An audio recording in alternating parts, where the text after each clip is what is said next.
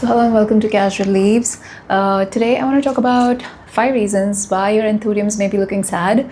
And if you don't believe it, honestly these guys are sad and I'll tell you why exactly in a bit. But yes, before that, if you're new here, thank you so much for joining me in this video. And if you're returning here from another video, thank you so much. It means a lot to me.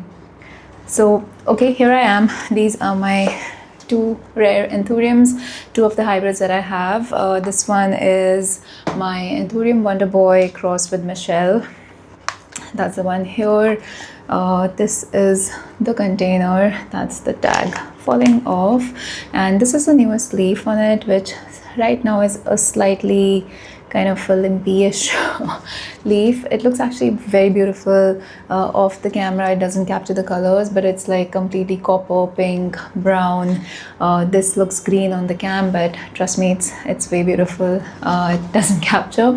However, if you see the last new leaf, which was this one, was extremely long, twice the size of the new one. So I have a theory of why this one is this way, which is what I'll be discussing today in a bit.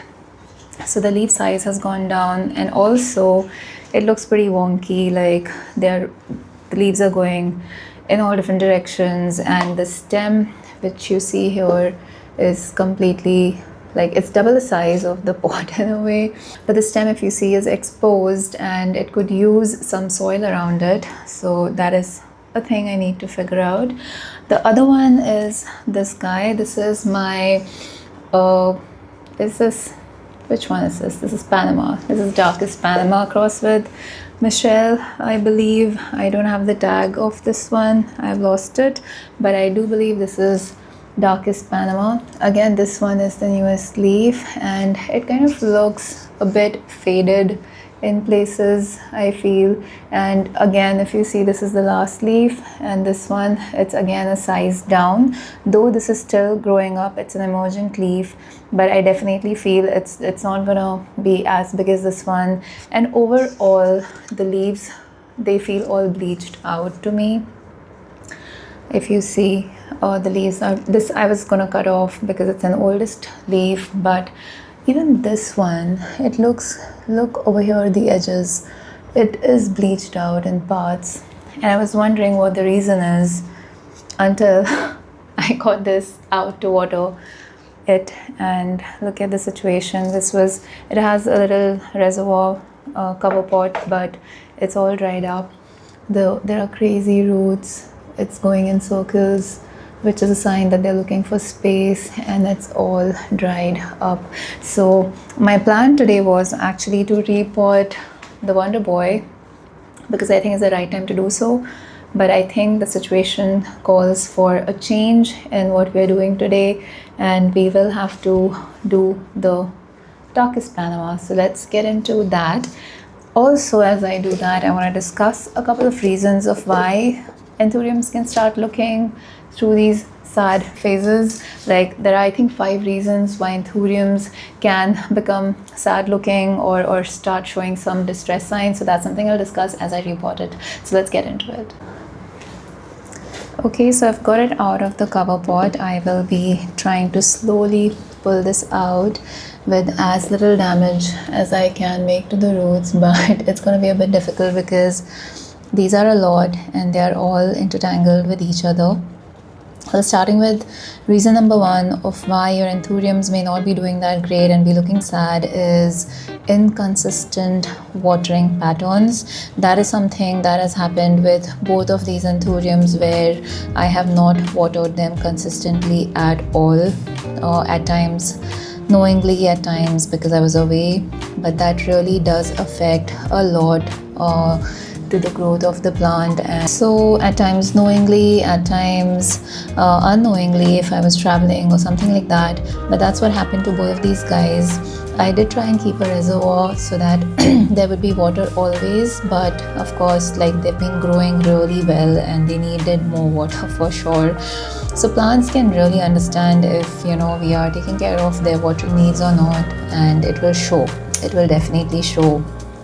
in terms of the leaf sizes coming up or down. So the more consistent you can get with watering. And I haven't really tried, but I've heard a lot of people making notes, like people make notes of when they water a certain plant so that they can follow up about the next watering and stuff like that. I just like to go with my gut, and of course like touching the soil on top and seeing if it's dried up or not. But at times it could lead to dryness or overwatering in the plants. So yeah, that's something you need to get right on point. Let's see if I can pull this out a bit first.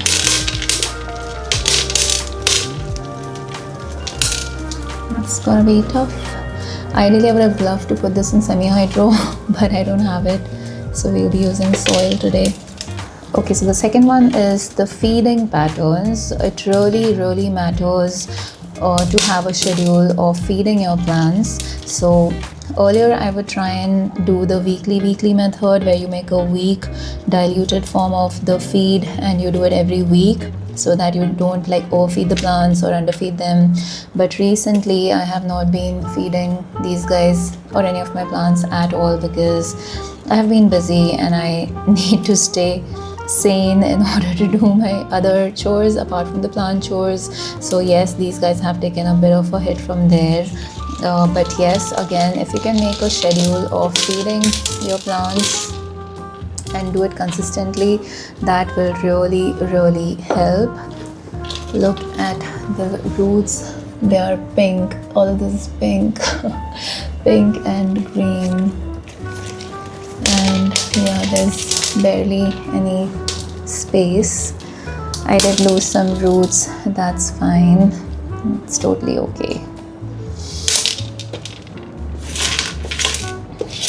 So I'm gonna be using a very much considerably large pot than the last one, because this is seeming to be a very fast grower, and it's been in my IKEA greenhouse, so I know that it will continue to grow at a good pace. So this is what I'm going to be using.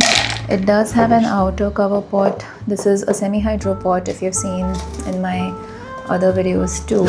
So this is the outer cover, and this one's gonna go in that, though we don't need it in this case, but I will anyway do that. I'm just putting some of this extra leca at the bottom for good drainage. I do have some big pieces in this other older soil mix. I'm thinking I'm just gonna put that at the bottom here, like really chunky mix at the bottom for good drainage. And then this can go in. Actually, it could have gone more down, I think.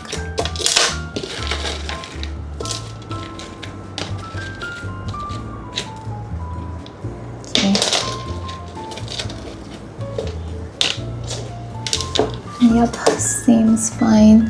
I would have loved if it was a bit bigger, honestly. Let me see if I can go further down. Yeah, better. Much better. I do want to add this rooting powder just to make sure that the plant continues to grow the roots.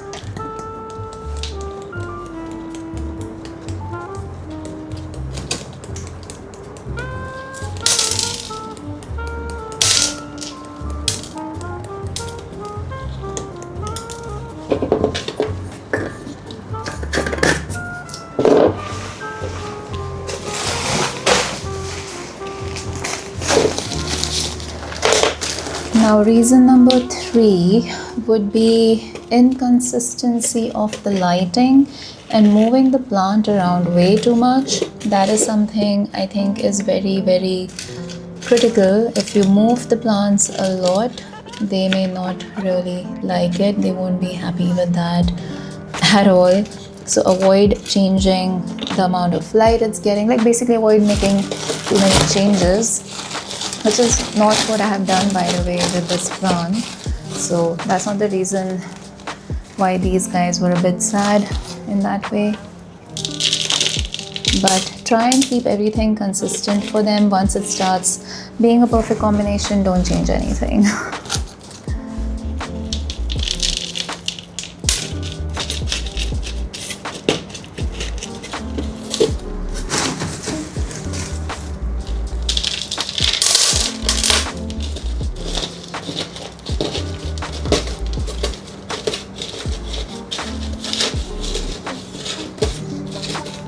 Reason number 4 is, okay, let me first do this bit and then we'll come to the conversation bit.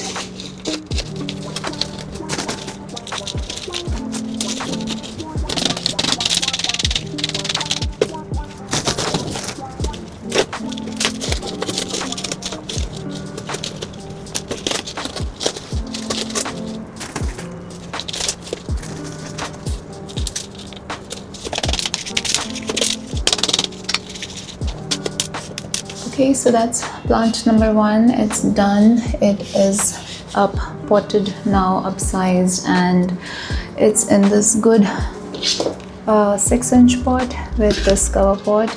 May not use it, we will see. It's just for the aesthetics if I use it at all. I will take it to the sink and water it and do the pest treatment too. Moving on to the second plant. Okay, so here's plant number 2, and this one I think is just about the right time. Like, we're not too late with repotting it. Let's remove it. I did water it today. Let me take you guys down. Okay, now reason number 4 was delaying repotting. That was my reason 4 of why Anthuriums may not be doing so well, which is what has happened with the first one we saw. And I think this one is like just the right amount of time for us to repot it. In fact, the roots were not coming out of the bottom holes yet of the planter, but they would have, which means this is the right time. That's how it's looking at the bottom. Crazy roots. I'm thinking what will be the right size for it. Can it be this one? Or even this is small, actually. It needs a bigger one. I actually don't mind putting it in the bigger size. Let's do that.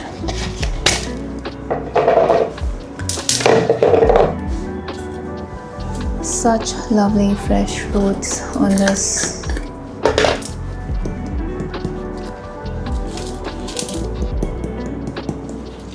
Again, some rooting powder.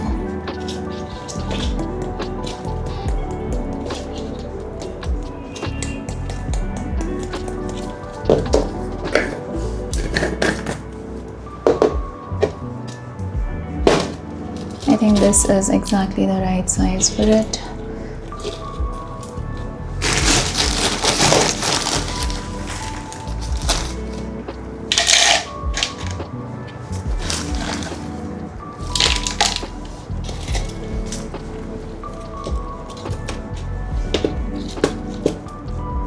This is perfect. I think this is the right proportion for any uppotting. I think the other one was barely an uppot. I mean, it was fine.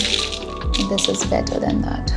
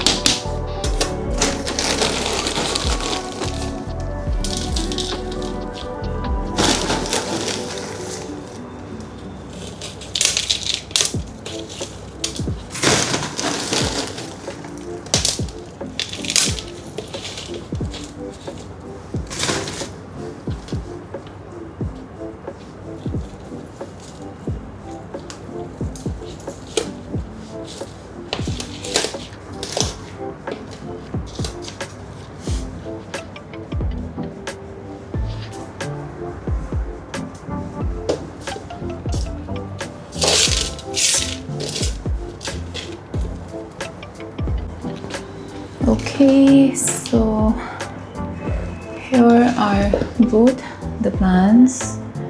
I think the pots look lovely, they look great, and I need to take them to the sink and water them. Actually, let me bring them this side. So the last one is reason number 5 of why your anthuriums may start looking unwell and may not be doing so good, and that's purely neglect. So all the things that I spoke of so far, right, they all lead to the fact that, let's admit it, we do neglect our plants at times, and they know it. I think plants know when they are being tended to or not, if you're giving them attention or not, right? So they do come to know. And somewhere we need to be consistent with the amount of care we are giving. So I was consciously ignoring them because they had pests, they had thrips, both of these guys, and others as well. And I just didn't want to deal with that, so I was avoiding my plants, and I think they know it. But at times, yes, at times leaving them also works. Like, you just leave them alone and they bounce back, which is what I do now that I've done everything else by the book, the right thing to be done.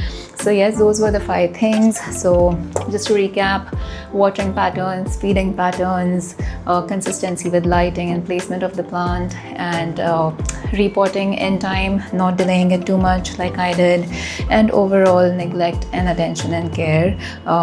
I think it can be really rewarding when all that we do for the plants makes them really thrive and not just survive, right? So it's very, very rewarding.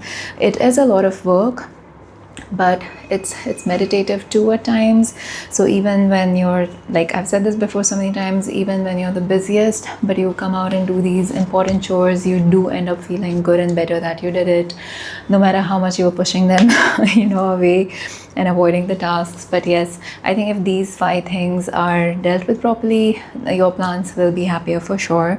And yes, wrapping up this video here with these 5 things I wanted to talk about, and I hope you watched this video till the end. And if you did, do hit the like button, do subscribe to the channel, and do hit the notification bell so you don't miss my next video, and I'll see you there. Bye.